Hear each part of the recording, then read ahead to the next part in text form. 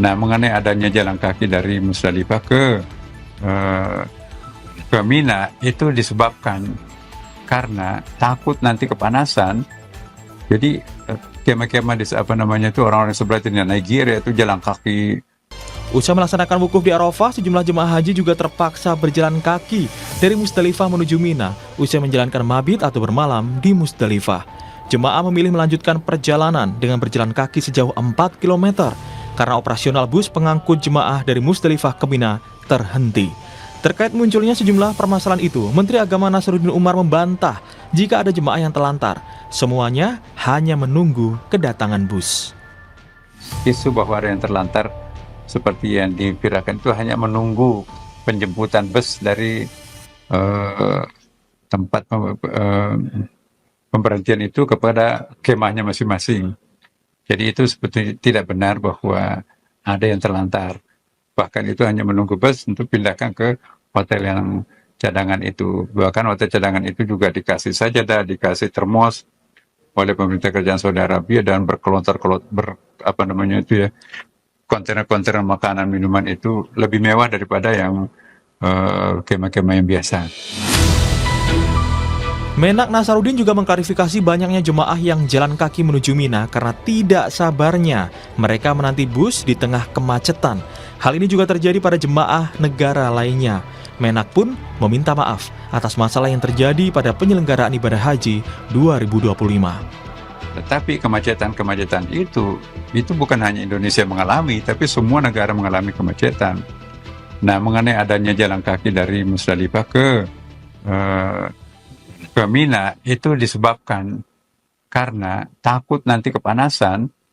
Jadi kemah-kemah di orang-orang sebelah itu Nigeria itu jalan kaki ikut-ikutan. Sudah disampaikan oleh petugas kita, Pak, pasti busnya datang.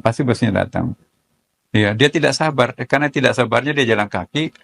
Nah, kalau sudah jalan kaki kan kita tidak bisa mengidentifikasi itu busnya siapa, kan kita sudah ngaturkan. Dan buktinya teman-teman kita yang menunggu sampai jam 8 itu justru lebih sampai duluan daripada tadi yang berangkat duluan itu.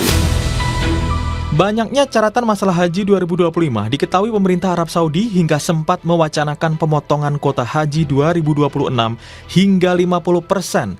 Namun akhirnya wacana itu batal.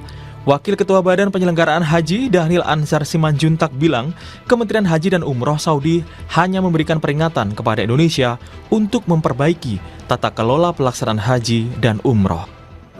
Jamaah haji dari Indonesia sampai dengan 50%. Namun setelah banyak diskusi di internal Kementerian Haji dan Umroh, Pak Deputi Menteri menyampaikan rencana itu diurungkan. Kenapa? Untuk mengapresiasi dan menghormati kebijakan Presiden Prabowo yang sudah membentuk Badan Penyelenggara Haji sebagai manajemen baru penyelenggaraan haji 2026 nanti.